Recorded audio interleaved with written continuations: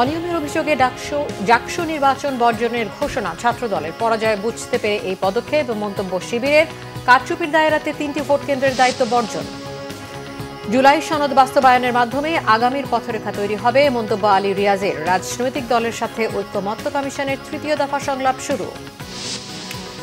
সংবিধান সংশোধনের একমাত্র বৈধ উপায় সংসদ, মন্তব্য সালাউদ্দিন আহমেদের। কূটনীতিকদের সাথে বিএনপির আলোচনা অংশগ্রহণমূলক নির্বাচনে গুরুত্ব আরোপ। দেখছিলেন ক্রাউন সিমেন্ট সংবাদ শিরোনাম। এবারে বিস্তারিত। অনিয়ম ও কারচুপির অভিযোগে ছাত্রদলের ভোট বর্জনের মধ্য দিয়ে শেষ হল জাহাঙ্গীরনগর বিশ্ববিদ্যালয় কেন্দ্রীয় ছাত্র সংসদ, জাকসু ও হল সংসদ নির্বাচনের ভোট গ্রহণ। ভোটের শুরুতে পাল্টাপাল্টি অভিযোগের পর বিকেল 4টার কিছু আগে অনিয়মের অভিযোগে ভোট বর্জনের ঘোষণা দেয় জাতীয়তাবাদী ছাত্রদল। দায়িত্ব পালন বর্জনের ঘোষণা দেন 3টি কেন্দ্রের দায়িত্বে থাকা শিক্ষকরা। এর আগে ভোট কারচুপির অভিযোগে কিছু সময় ভোট গ্রহণ বন্ধ থাকে ফজিলাতুন্নেসা হলে। জাল ভোটের অভিযোগে বিশৃঙ্খলা দেখা দেয় তাজউদ্দিন হলেও। সহকর্মী ফরুক বাবু, কেফায়েত শাকিল ও শেফালি মিতুকে সাথে নিয়ে রিপোর্ট করছেন মামুন আবদুল্লাহ, ছবি তুলেছেন রেজাল করিম।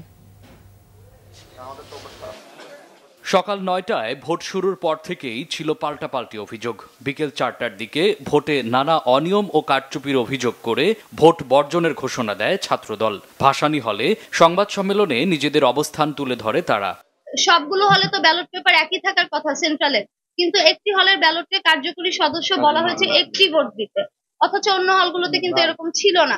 তাহলে 2 হলের মধ্যে এই পার্থক্যটা কেন থাকবে সেন্ট্রালে, যদি ব্যালট পেপার সব একই হয়? যে হলে 299 ভোটার, সে হলে কেন 400 ব্যালট ঢুকবে? এর পরপরই 3টি কেন্দ্রে দায়িত্বে থাকা শিক্ষকরা জাল ভোট সহ নানা অনিয়মের অভিযোগ তুলে কেন্দ্রের দায়িত্ব পালন বর্জনের ঘোষণা দেন। জানান, কারচুপির নির্বাচনের দায়ভার নেবেন না তারা। আমাদের নিজেদের কাছে নিজেদের জবাবদিহিতা নাই। আমরা যদি এই নির্বাচনে এইরকম প্রহসন দেখে এই নির্বাচনের সাথে আমরা থাকি, তাহলে কোনোভাবেই আমার নিজের কাছে আমার বিবেকের কাছে আমি এ করতে পারবো না। এজন্য আমরা যারা দায়িত্বে আছেন, যে শিক্ষকরা, আমরা এই নির্বাচন বর্জন করব। অলমোস্ট সকল হলগুলোতে যেরকম অব্যবস্থাপনা ছিল, যেরকম অনিয়ম ছিল, যেরকম একটা বিশেষ দলের বিশেষ গোষ্ঠীর যেরকম উগ্রপন্থী আচরণ ছিল, সেরকম আচরণগুলোর কারণে আমরাও বিভিন্ন হল যে দায়িত্বগুলো পালন করছিলাম, আমরা সেই দায়িত্ব থেকে আমরা নিজেদেরকে অব্যাহতি নিচ্ছি। এদিকে ছাত্র শিবির বলছে, নিশ্চিত পরাজয় বুঝতে পেরেই ভোট বর্জনের ঘোষণা দিয়েছে ছাত্রদল। বর্তমান আমাদের উপাচার্য, উনি জাতীয়তাবাদী শিক্ষক ফোরামের সভাপতি ছিলেন, তার বিশ্ববিদ্যালয়ে আমাদের বর্জন করা উচিত। সেই জায়গায় আমার কাছে মনে হয় না এটা কোনো গ্রাউন্ড হতে পারে। আমার কাছে গ্রাউন্ডটা হলো মেশিনটার কার্যকারিতা ভালো কিনা, কার্যকারিতা ওকে কিনা, এরর আছে কিনা, সেই জায়গাটা মেইন ফোকাস হওয়া উচিত। এর আগে 2-1টি কেন্দ্রে বিশৃঙ্খলার অভিযোগ আসে। এ নিয়ে দেখা দেয় সাময়িক উত্তেজনা। নির্বাচনে প্রভাব বিস্তারের চেষ্টা চলছে বলে প্রতিদ্বন্দ্বী প্রার্থীরা একে অপরকে দোষারোপ করেন। অভিযোগ আছে ছাত্রদল ও ছাত্র শিবিরের সাবেক নেতাদের ক্যাম্পাসে উপস্থিতি নিয়েও।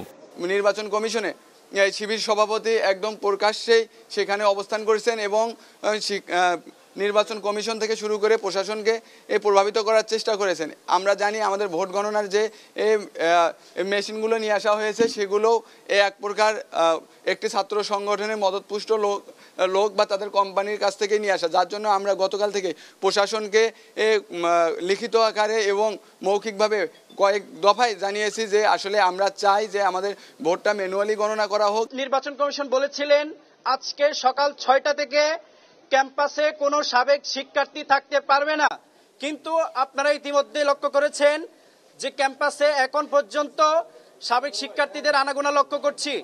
বিভিন্ন ভোট কেন্দ্রের পাশেই তাদের অবস্থান দেখতে পাচ্ছি।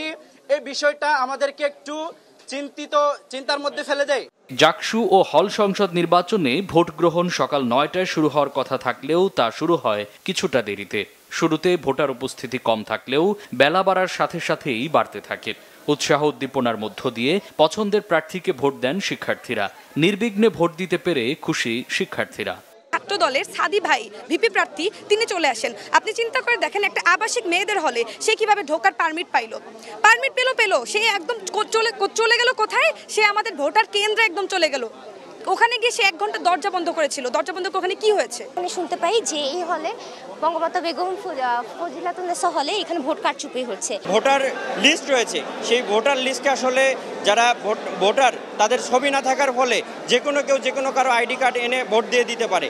আমি জানি না প্রশাসনের এই জায়গায় আসলে কি ধরনের কুচিন্তা রয়েছে, তবে প্রশাসনকে অনুরোধ করব ৩৩ বছর পরে আকাঙ্ক্ষার এই জাকসু কখনোই বিতর্কিত হতে দিবেন না। কেন 10% ব্যালট বেশি ছাপানো হয়েছে এটার জন্য প্রশাসন কোনো পরিষ্কার বিবৃতি দেয় নেই, এবং এটা নিয়ে আমরা না, শুধু যারা হচ্ছে প্রার্থীরা আছে প্যানেল থেকে হোক বা স্বতন্ত্র থেকে হোক, তারাও খুবই উদ্বেগ প্রকাশ করেছে।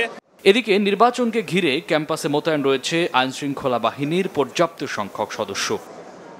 মামুন আব্দুল্লাহ, বাংলাভিশন, ঢাকা। জাকসু ও হল সংসদের নির্বাচনের খবর সংগ্রহে রয়েছেন সহকর্মী কেফায়েত শাকিল। সরাসরি কথা বলবো তার সাথে।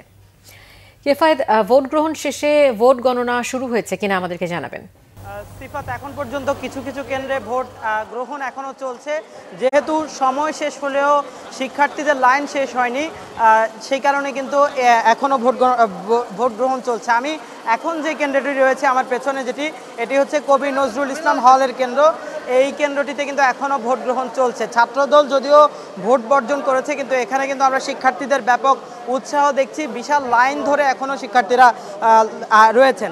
তো নির্বাচন কমিশন কর্তৃপক্ষ আমাদেরকে জানিয়েছে লাইনে যতক্ষণ শিক্ষার্থী থাকবে ততক্ষণ তারা ভোট প্রদানের সুযোগ দিবেন, এবং সেটি কিন্তু অব্যাহত রয়েছে। এই মাত্র আমি খবর পেয়েছি শুধু ছাত্রদল নয়, ছাত্র ইউনিয়ন সমর্থিত যে প্যানেলটি রয়েছে তারাও ভোট বর্জনের ঘোষণা দিয়েছে। এখন পর্যন্ত অন্য সব কেন্দ্রে আমরা যদিও ভোট শেষ হয়ে গেছে দেখেছি, মাত্র এতক্ষণ তাজউদ্দিন হল এবং কবি নজরুল ইসলাম হল এই দুটিতে ভোট গ্রহণ শেষ হয়নি দেখে চলমান ছিল। তবে তাজউদ্দিন হলেও একটু আগে আমি শুনেছি সেখানকার ভোট গ্রহণ শেষ হয়েছে। এখন শুধু কবি নজরুল হলে এখনো পর্যন্ত ভোট গ্রহণ চলমান রয়েছে। আমরা যেটি জানতে পেরেছি যে তাজউদ্দিন হলে 80% ভোট কাস্ট হয়েছে। এছাড়া যেমনটি আপনি জানতে চেয়েছেন যে ভোট গণনা শুরু হয়েছে কিনা, আমরা দেখেছি যে কিছু কিছু কেন্দ্রে যেই ভোট গ্রহণ শেষে তাদের ব্যালটগুলো কিন্তু যেই নির্বাচন কমিশনের যে প্রধান কার্যালয় রয়েছে সেখানে নিয়ে যাওয়া হয়েছে ব্যালট বাক্সগুলো।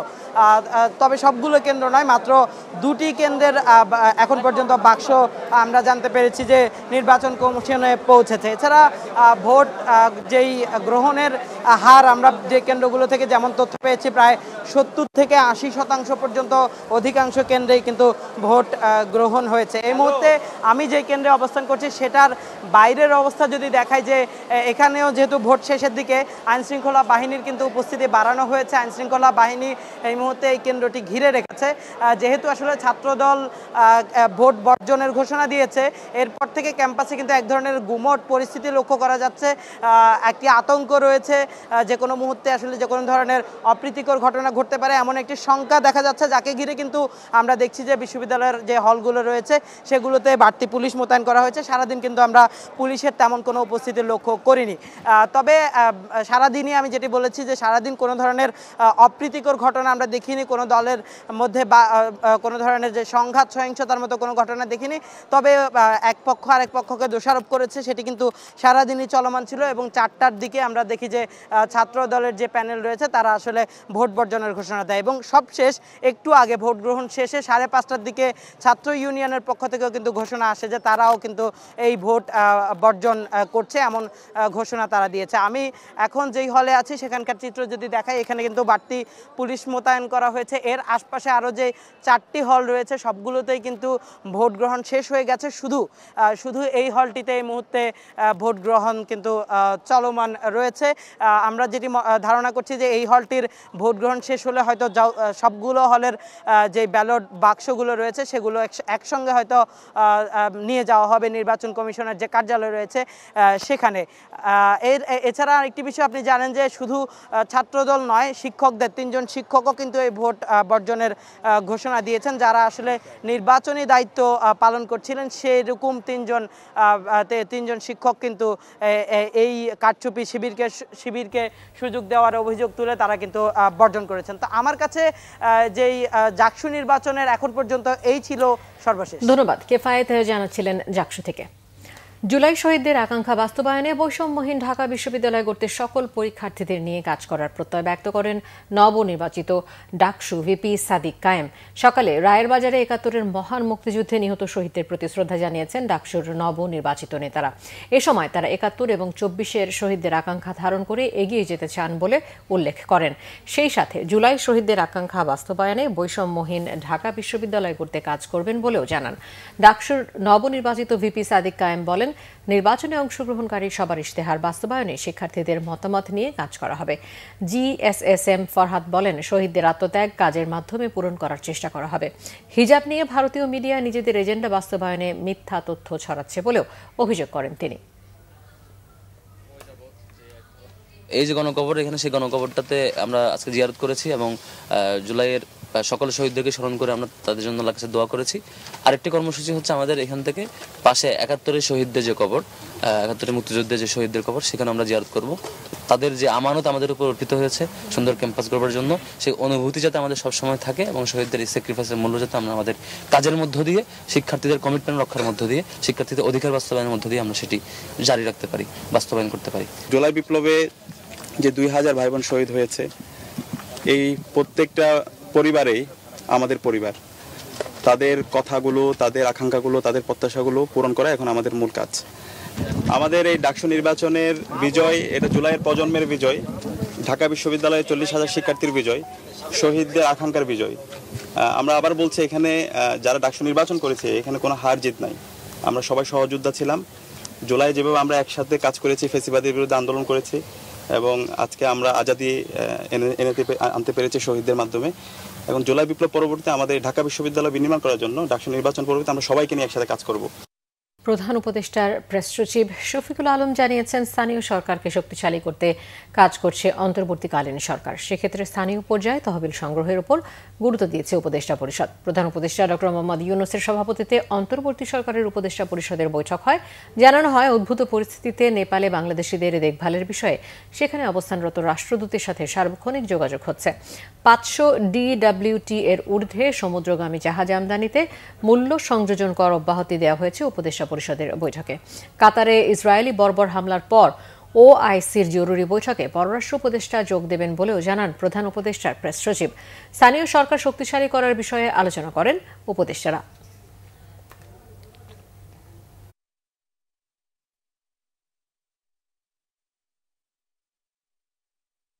যে লোকাল গভর্নমেন্টই থাকুক, তাকে কিভাবে আরও শক্তিশালী করা যায়, যাতে নিজেরা তাদের পাওয়ারগুলো তারা যেন ভালোভাবে উইল করতে পারে, তারা যাতে নিজেরা ফান্ড কালেক্ট করতে পারে, তারা যেন ফান্ডের ম্যানেজমেন্টও ঠিকমতো করতে পারে স্বচ্ছভাবে, সেই বিষয়গুলো তাকে আরও এম্পাওয়ার করা। এটা একটা রাষ্ট্রকে ডিসেন্ট্রালাইজ করার একটা উদ্যোগ আর কি। সংস্কার প্রক্রিয়া সাফল্যের উপরে নির্ভর করবে আগামীর বাংলাদেশের ভবিষ্যৎ। এটা বাস্তবায়নে সবার সহযোগিতা দরকার, জানিয়েছেন জাতীয় ঐকমত্য কমিশনের সহসভাপতি ডক্টর আলী রিয়াজ। বৃহস্পতিবার সকালে ফরেন সার্ভিস একাডেমিতে জুলাই জাতীয় সনদ ২০২৫ বাস্তবায়নের উপায় নিয়ে জাতীয় ঐকমত্য কমিশনের বৈঠক হয়।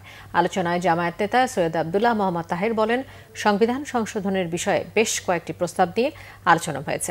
জামায়াত মনে করে সাংবিধানিক কাউন্সিল গঠনের মাধ্যমে সমস্যার সমাধান করা সম্ভব। অন্যদিকে বিপ্লবী ওয়ার্কার্স পার্টির সাধারণ সম্পাদক সাইফুল হক বলেন, দড়ি শিকল দিয়ে রাজনৈতিক দলকে বেঁধে রাখা যায় না, তাই রাজনৈতিক দলের কমিটমেন্ট বিবেচনায় নিতে হবে। ডক্টর আলী রিয়াজ বলেন, ঐকমত্য কমিশন জুলাই সনদ বাস্তবায়ন কিংবা রাষ্ট্র সংস্কারের বিষয়ে কোনো কিছু কাউকে চাপিয়ে দেবে না। রাজনৈতিক দলগুলোর মতামতের ভিত্তিতে সিদ্ধান্ত বাস্তবায়ন করবে সরকার। এ বিষয়ে বিশেষজ্ঞ মতামত নিয়েছে ঐকমত্য কমিশন।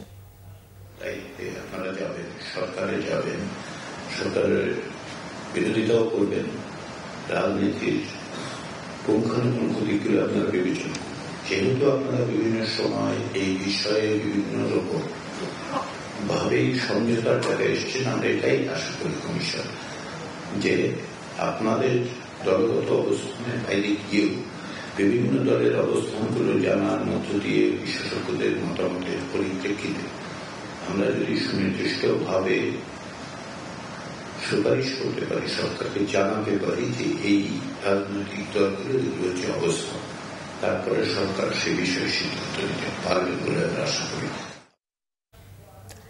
বিএনপির স্থায়ী কমিটির সদস্য সালাউদ্দিন আহমেদ বলেছেন, সংবিধান সংশোধনের একমাত্র বৈধ উপায় সংসদ। এমন কোনো উপায় সংবিধান সংশোধন করা ঠিক না যাতে পরবর্তীতে তা প্রশ্নবিদ্ধ হয়। এদিকে কূটনীতিকদের সাথে এক গোলটেবিল আলোচনায় বিএনপি বলেছে, দেশের অর্থনৈতিক উন্নতির জন্য প্রয়োজন স্থিতিশীল গণতন্ত্র, যা পাওয়া সম্ভব একটি অংশগ্রহণমূলক নির্বাচনের মাধ্যমে। আহমেদ সারোয়ারের রিপোর্ট। বৃহস্পতিবার সকালে রাজধানীর সিলডাপ মিলনায়তনে এক সেমিনারে বিএনপি স্থায়ী কমিটির সদস্য সালাউদ্দিন আহমেদ বলেন, দেশ ফ্যাসিবাদ মুক্ত হলেও গণতন্ত্রের জন্য কিছু বিষয়ে ঐক্যমতে পৌঁছানো যায়নি, এটাই এখন চ্যালেঞ্জ। নির্বাচন কমিশন ও বিচার বিভাগ স্বাধীন হলে এবং তত্ত্বাবধায়ক সরকার ও মুক্ত গণমাধ্যম প্রতিষ্ঠা হলে তা হবে সুষ্ঠু নির্বাচনের রক্ষা কবচ। আমরা এমন কোনো উদাহরণ সৃষ্টি হতে দিতে চাই না যেটা জাতির সামনে একটা উদাহরণ হয়ে থাকবে যে এইরকম একটি প্রক্রিয়ার মধ্য দিয়ে সংবিধান সংশোধনী হওয়া যায়, যেটা পরে একটা উপযুক্ত আদালতে চ্যালেঞ্জড হবে এবং হয়তো একটা প্রশ্নবিদ্ধ হিসাবে আমরা সেই সিদ্ধান্তকে পাব, কিন্তু সেটা পরবর্তীতে রেটিফিকেশনের জন্য সমস্যা হবে জাতীয় সংসদে। এদিকে সকালে রাজধানীর একটি হোটেলে কূটনীতিকদের সাথে এক গোলটেবিল বৈঠকের আয়োজন করে বিএনপির foreign affairs committee. From crisis to stability, democracy as the foundation of economic growth শীর্ষক গোলটেবিল আলোচনায় বিএনপি নেতারা দেশের বর্তমান পরিস্থিতি তুলে ধরে বলেন, দেশের অর্থনৈতিক স্থিতিশীলতার জন্য গণতন্ত্রায়ন জরুরি।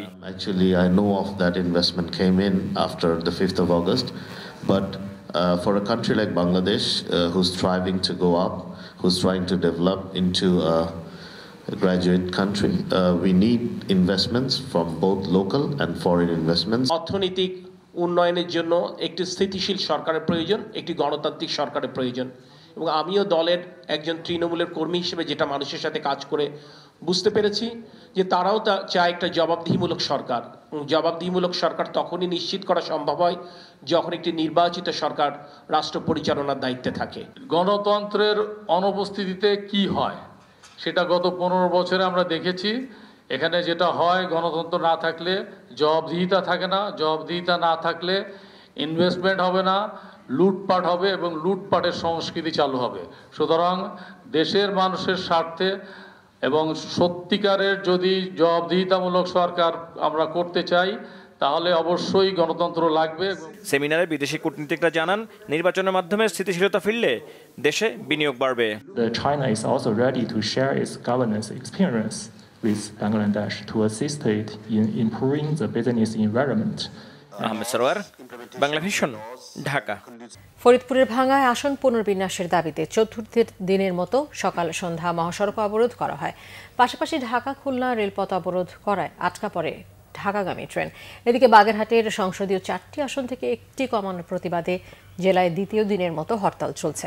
সকাল 7টা থেকে ঢাকা খুলনা ও ফরিদপুর বরিশাল মহাসড়কের ভাঙ্গা বাস স্ট্যান্ড, আলগি ও হামিরদি ইউনিয়নের বিভিন্ন স্থানে গাছের গুঁড়ি ফেলে সড়ক অবরোধ করে আন্দোলনকারীরা। এতে দক্ষিণাঞ্চলের 21 জেলার যান চলাচল ব্যাহত হয়।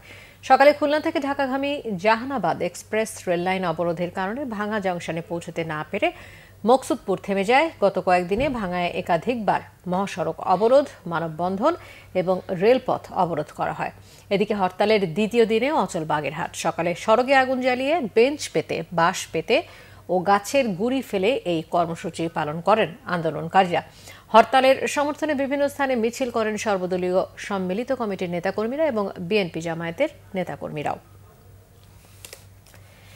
বকেয়া বেতনের দাবিতে ঢাকা ময়মনসিংহ মহাসড়ক অবরোধ করে ঘণ্টাব্যাপী বিক্ষোভ করেছে গাজীপুরের একটি পোশাক কারখানার শ্রমিকরা। গাজীপুর মহানগরীর দিঘিরচালা এলাকায় সকাল 7:30টার দিকে তারা সড়ক অবরোধ করেন। শ্রমিকরা জানান, শিন ইউএন পোশাক কারখানাটির অগাস্ট মাসের বেতন দেওয়ার কথা ছিল গতকাল বুধবার, কিন্তু মালিকপক্ষ তা পরিশোধ না করায় ক্ষুব্ধ হয়ে সকালে 1.5 থেকে প্রায় 200 শ্রমিক ঢাকা ময়মনসিংহ মহাসড়ক অবরোধ করে। এতে মহাসড়কটিতে যান চলাচল বন্ধ হয়ে যায়। আজকের মধ্যেই তাদের বেতন পরিশোধের দাবি তাদের। এ বিষয়ে কথা বলতে রাজি হননি প্রতিষ্ঠানের কর্মকর্তা। পরে পুলিশের সহযোগিতার আশ্বাসে শ্রমিকরা 1 ঘণ্টা পর অবরোধ তুলে নিলে যান চলাচল স্বাভাবিক হয়। এবারে দেশের বিভিন্ন জায়গার আরও কিছু খবর নিয়ে রয়েছে ডেস্ক রিপোর্ট। চট্টগ্রামের হাজী মোহাম্মদ মহসিন কলেজ মাঠের উন্নয়ন প্রকল্পের ভিত্তিপ্রস্তর স্থাপন উদ্বোধন করেছেন city mayor doctor Shahadat Hossain. এ সময় কলেজ ক্যাম্পাসে বিশুদ্ধ খাবার পানি সরবরাহ প্রকল্পেরও উদ্বোধন করা হয়। এ সময় মেয়র বলেন, শিক্ষা প্রতিষ্ঠানকে ঘিরে কেবল পাঠদান নয়, শিক্ষার্থীদের ক্রিয়া, সাংস্কৃতিক ও সামাজিক বিকাশের ব্যবস্থা থাকাও জরুরি। বিএনপি চেয়ারপারসন বেগম খালেদা জিয়ার 18তম কারামুক্তি দিবস উপলক্ষে ময়মনসিংহে আলোচনা ও দোয়া অনুষ্ঠিত হয়েছে। নগরীর বিএনপির দলীয় কার্যালয়ে সভায় বক্তব্য রাখেন দক্ষিণ জেলা বিএনপির সদস্য সচিব রোকনুজ্জামান সরকার রোকন। এ সময় বিএনপি ও এর সহযোগী সংগঠনের নেতাকর্মী উপস্থিত ছিলেন। সাতক্ষীরার আশাশুনিতে বাংলাদেশ পূজা উদযাপন ফ্রন্টের সম্মেলন অনুষ্ঠিত হয়েছে।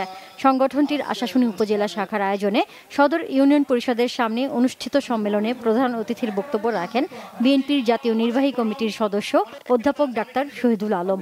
বাংলাদেশ পূজা উদযাপন ফ্রন্ট আশাশুনি উপজেলা শাখার আহ্বায়ক তুষারকান্তি বোসের সভাপতিত্বে সম্মেলনে প্রধান বক্তা ছিলেন সংগঠনটির জেলা শাখার আহ্বায়ক অ্যাডভোকেট অসীম কুমার মণ্ডল। সিলেট কৃষি বিশ্ববিদ্যালয়ে তারুণ্যের উৎসব অনুষ্ঠিত হয়েছে। বিশ্ববিদ্যালয়ের কেন্দ্রীয় অডিটোরিয়ামে বিএআরসির নির্বাহী চেয়ারম্যান ডক্টর নাজমুন নাহার করিমের সভাপতিত্বে উৎসবে প্রধান অতিথি ছিলেন সিলেট কৃষি বিশ্ববিদ্যালয়ের ভিসি প্রফেসর ডক্টর আলিমুল ইসলাম। নতুন করারোপ ছাড়াই ঘোষণা করা হয়েছে খুলনা সিটি কর্পোরেশনের চলতি বছরের বাজেট। এই অর্থ বছরে 719,50,36,000 টাকার বাজেটের প্রস্তাব করা হয়েছে। কর্পোরেশনের শহীদ আলতাফ মিলনায়তনে প্রশাসক ও বিভাগীয় সরকার মোহাম্মদ ফিরোজ সরকার এই বাজেট ঘোষণা করেন। ঝালকাঠিতে দারিদ্র্য বিমোচনের লক্ষ্যে স্বনির্ভর কর্মসূচির আওতায় অসহায় দরিদ্র নারী ও প্রতিবন্ধীদের মাঝে ছাগল বিতরণ করা হয়েছে। ফকিরবাড়ি রোড প্রতিবন্ধী ও অটিজম বিদ্যালয়ের মাঠে এসব বিতরণ করেন প্রধান অতিথি জেলা প্রশাসক আশরাফুর রহমান। খাগড়াছড়ির দুর্গম পাহাড়ি জনপদ রেজামণি পাড়া ও কারিগর পাড়ায় সৌর বিদ্যুতের মাধ্যমে বিশুদ্ধ ও সুপেয় পানি প্রকল্প উদ্বোধন হয়েছে। সোলার প্যানেলের মাধ্যমে বিশুদ্ধ খাবার পানি সরবরাহ প্রকল্পের উদ্বোধন করেন Khagrachari region commander brigadier general Hasan Mahmud. পরিবেশের দূষণ রক্ষায় মাঠ পর্যায়ের সরকারি বেসরকারি কর্মকর্তা ও অন্যান্য অংশীজনের সাথে মতবিনিময় সভা হয়েছে রংপুরে। জেলা পরিবেশ অধিদপ্তরের আয়োজনে জেলা প্রশাসক সম্মেলন কক্ষে এতে সভাপতিত্ব করেন জেলা প্রশাসক মোহাম্মদ রবিউল ফয়সাল। প্রধান অতিথি ছিলেন পরিবেশ অধিদপ্তরের অতিরিক্ত মহাপরিচালক ডক্টর মোহাম্মদ সোহরাব আলী। নারায়ণগঞ্জের রূপগঞ্জে উপজেলার কালনী হিরনাল উচ্চ বিদ্যালয় মাঠে বিভিন্ন শিক্ষা প্রতিষ্ঠানের শিক্ষার্থী, অভিভাবক ও স্থানীয় রাজনীতিবিদদের নিয়ে মাদক বিরোধী সেমিনার করেছেন উপজেলার নির্বাহী কর্মকর্তা সাইফুল ইসলাম। কালনী হিরনাল উচ্চ বিদ্যালয়ের প্রধান শিক্ষক মোহাম্মদ আশরাফুল আলম খানের সভাপতিত্বে এতে বক্তব্য রাখেন উপজেলা বিএনপির সভাপতি অ্যাডভোকেট মাহফুজুর রহমান হুমায়ুন সহ অনেকে। Nazneen Akter, Bangla Vision, news desk. সংবাদ শেষ করব ক্রাউন সিমেন্ট শিরোনামগুলো আরও একবার জানিয়ে।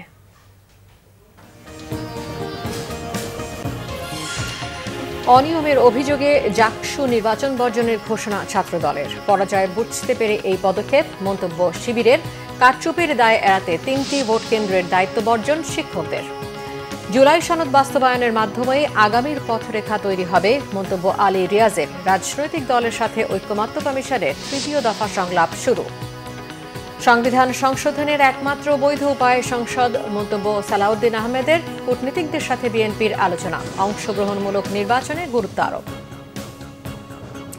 এই ছিল এখনকার মতো। পরের সংবাদ সন্ধ্যা 7:30 দেখার আমন্ত্রণ রইল। এছাড়া বাংলা ভিশন সংবাদ ও সংবাদ সংশ্লিষ্ট অনুষ্ঠান দেখতে ভিজিট করুন www.bbnews24.com ও facebook.com/banglavishnewse এবং সাবস্ক্রাইব করুন youtube.com/banglavishnewse। ধন্যবাদ।